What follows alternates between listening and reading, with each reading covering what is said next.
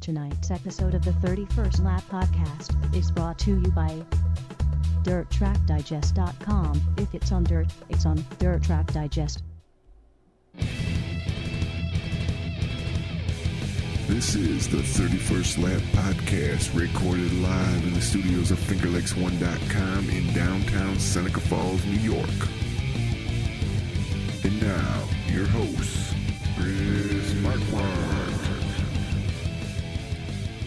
Good afternoon, good evening. Welcome to episode number 203 of the 31st Lap. Jeez, 203. It's 231. Episode 231. I'm stuck on crash course mode. Episode 231 of the 31st Lap. I was just looking it up, and I knew about this time of year that we were supposed to be celebrating an anniversary. Sure enough, it was on the 11th of October, 2011.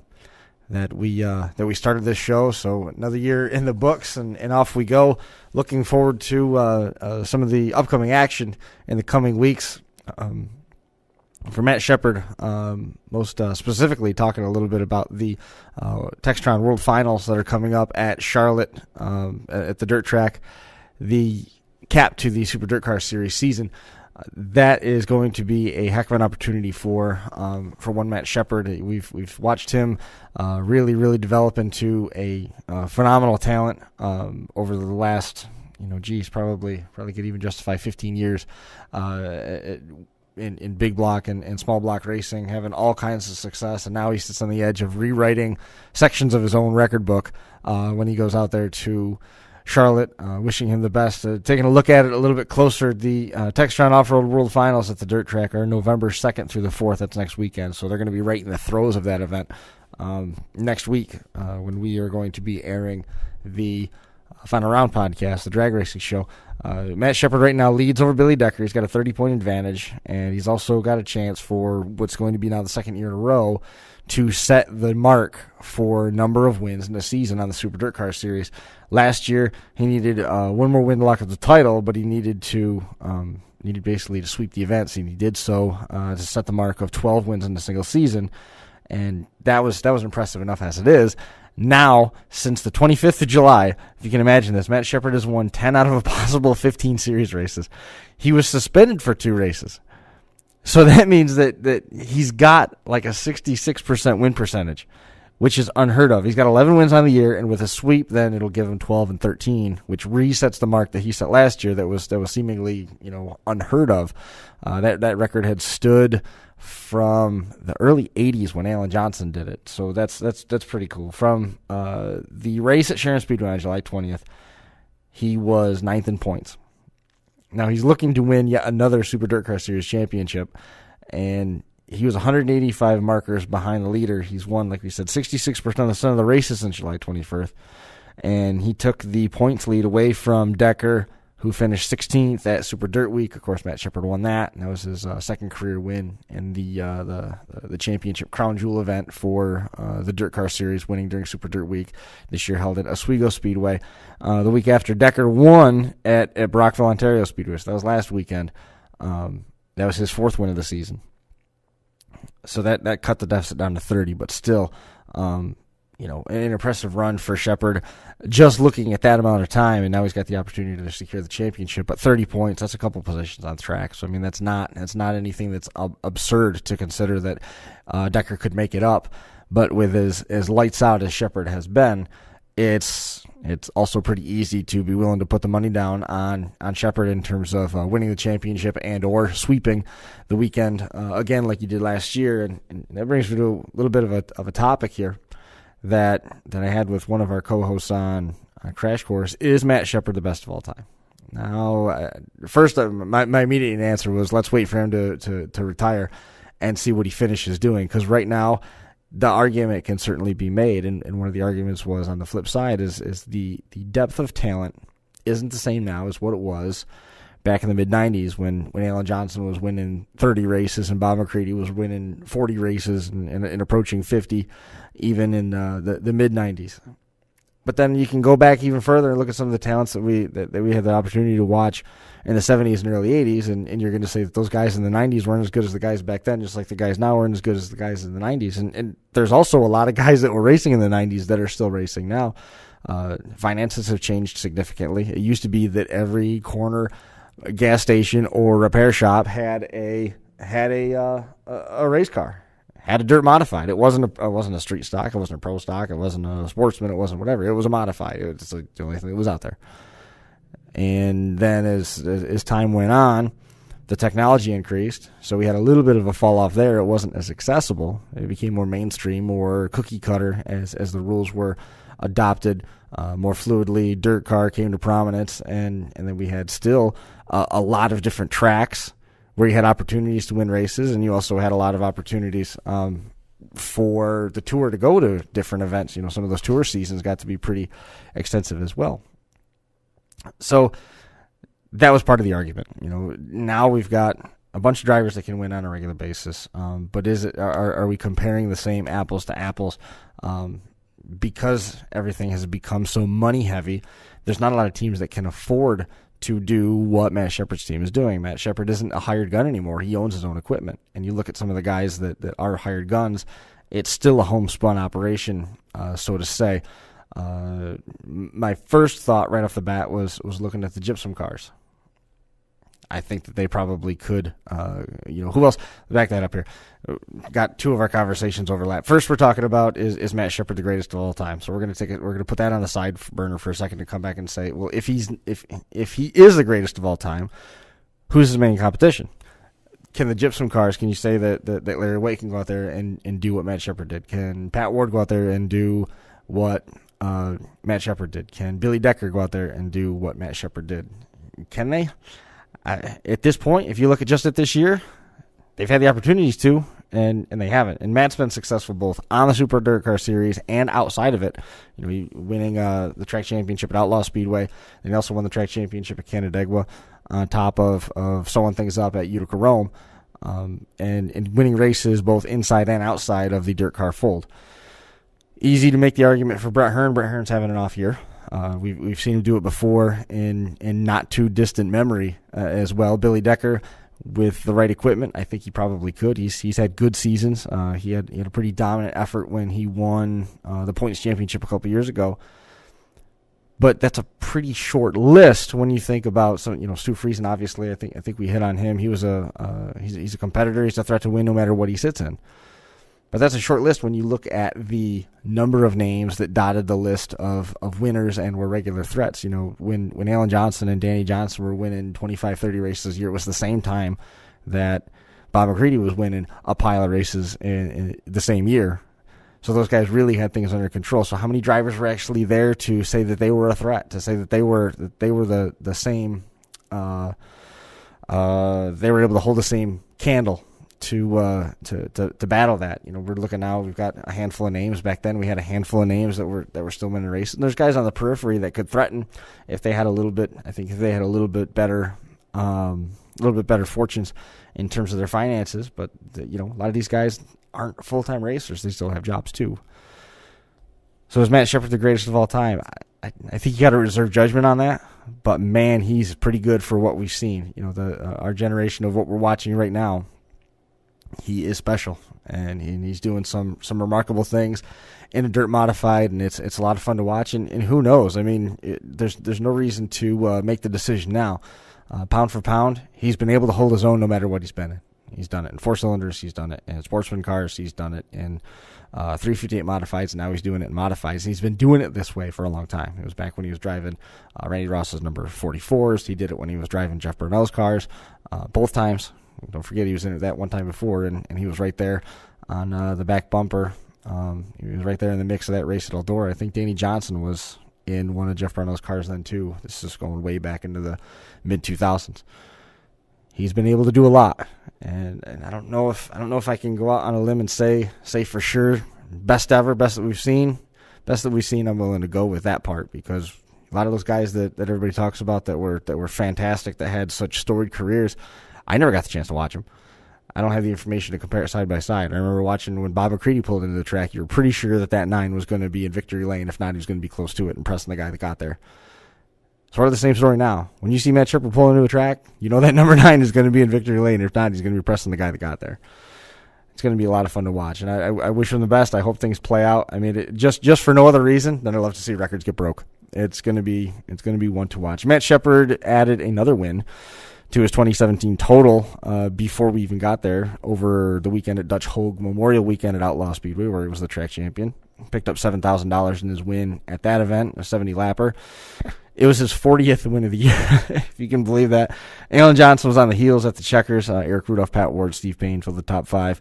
In other action over there at the Dutch Hogue Memorial Weekend, Dustin Jordan won the American Racer Tires Grit Racing Series Championship, while Dave Marchicelli won the class feature. During that weekend, Bryce Davis won the Crate Late Model Main. Dylan Cece won the Street Stock World 100. Tyler Walker won the 600cc Micro Sprint Main. Grayson Albanese and Mark Manutolo each won Hobby Stock features. AJ Ward won back-to-back IMCA class mains. Chris Woodard pulled a 4-cylinder sweep, winning both of the division features for the 4-cylinders. Friday night, the first leg of it, Lucas Wolf won the 360 Sprint Car Main as part of night 1.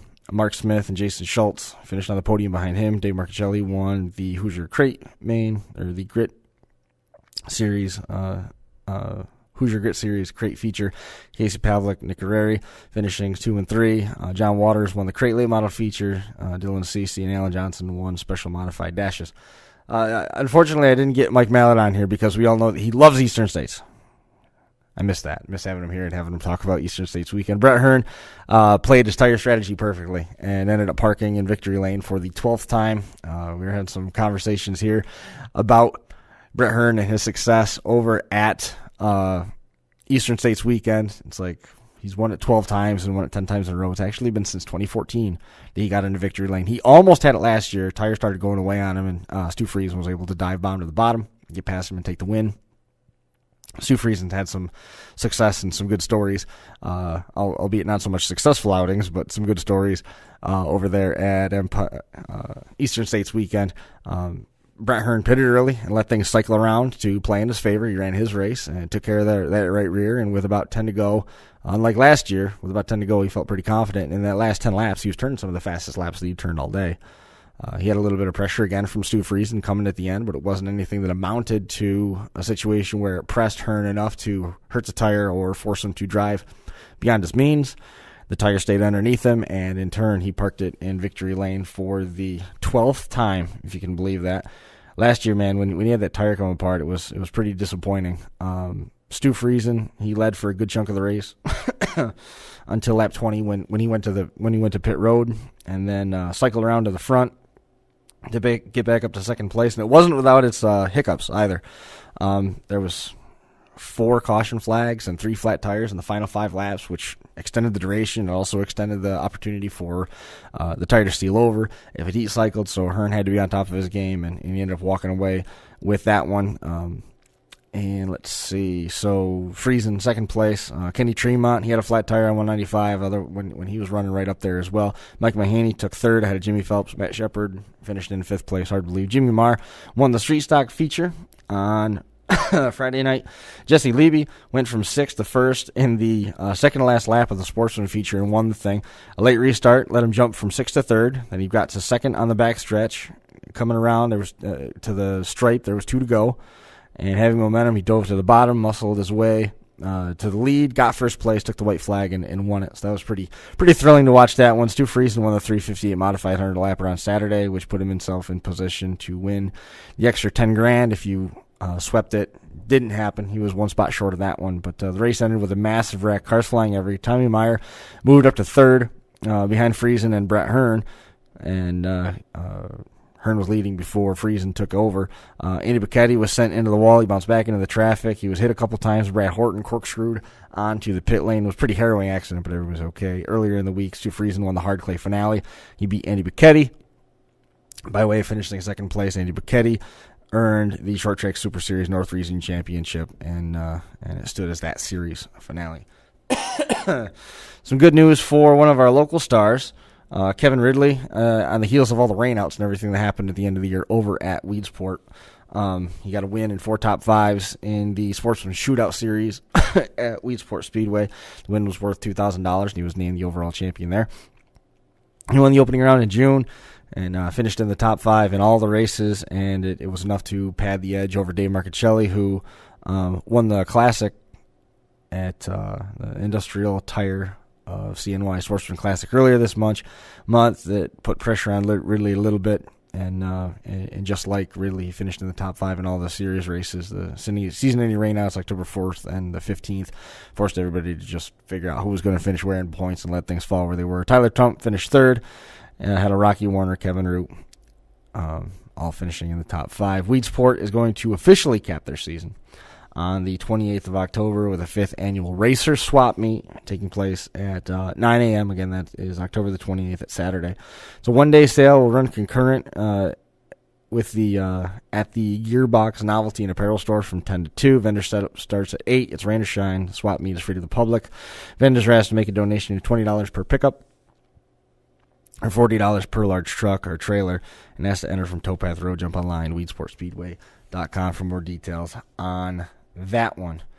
So that covers all of that leg of things. We got some interesting things. You know, we've talked a lot about the mud bosses and what's going on with those RC cars here in our area.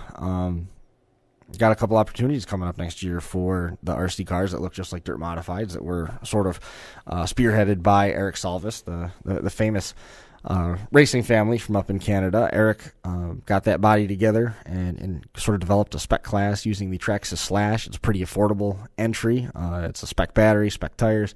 Sort of helps keep everything in line, so it relies mostly on driver ability and takes some of the stress off of spending money and puts it back into handling, puts a premium on handling and being able to adjust your setup and adapt to the tracks. So the Northeast Mud Boss Series, which we're active with, is going to be at Motorama in February 17th and 18th. Going to have a 200-lap feature on Sunday and a 150-lap feature on Saturday. Over $100 for first place, and there's total between the 2 days, $500 in purse money. It's $40 to enter for the first day, first event, and that includes your parking for the day and your admission to the Motorama show, which includes go-kart racing. It includes quarter midget racing. It includes arena cross. There's a speed show. There's a Miss Motorsports show. There's a show and shine for tuner cars and exotics and stuff. I mean, there is motorsports everywhere. And on top of that, there's that cool off-road RC racing. And on top of that, Ed Brewster with JMW, who's been on the show before, is going to be on hand as well with an RC Demolition Derby. Tons of the cars from up here are looking to go down there. The Northeast Mud Boss Series is going to run one of their final races. They've got eight series races left at this point. They're going to be at Dundee. Doors open at 10, racing at noon down at Radio Hill Raceway. Next weekend they head off to Stoneboro, Pennsylvania to visit Big Dog RC. It's the second time that they've been there this year, and that'll be their final stop. That's going to accumulate points both for the overall tour and the out-of-town series. Tom Bell won a couple weeks back up in Michigan, and the series has been off since they were up there in Bay City until now. We get back over to one of the home tracks over at Radio Hill, so excited to get back over there. Some other news on top of Motorama, the Mud Boss Series has also been invited to go compete at Motorsports Expo, which is the week after that, going to be part of Finger Lakes Speed World at Auburn Mall on that first weekend of March. And then they're going to turn around the following weekend, the 10th and 11th, and be part of Motorsports Expo at the New York State Fairgrounds. So a lot of opportunities to see these cars, see them right next to race cars during some of these sweet preseason expos and trade shows and things along those lines. So I think it's going to be kind of neat. I'm looking forward to it. I'm excited that it's starting to get a foothold, and I think we're going to see a big influx of cars and racers and competitors. Once we get out there in front of everybody and they see these things for the first time, they're going to think, "Oh my gosh, I got to have it." So we're looking forward to that. Wish all the local racers luck who are going to be making the ventures out of town for all those. Like I said, tonight was going to be a quick hitter. We just wanted to hit on a couple things. Again, remind everybody that, hey, we're still here. We've been here since 2011, which again, I can't believe that it's been like that, but sure enough, doing it for 6 years, and we're going to keep on plugging away. I think that's going to do it for episode number 231 here from the North Park building at Academy Square, the new home of Finger Lakes 1. We appreciate everybody watching and the support, and if there's any topics that you want us to hit on, be sure to message us through our Facebook page. We'll see you then. Thanks a lot.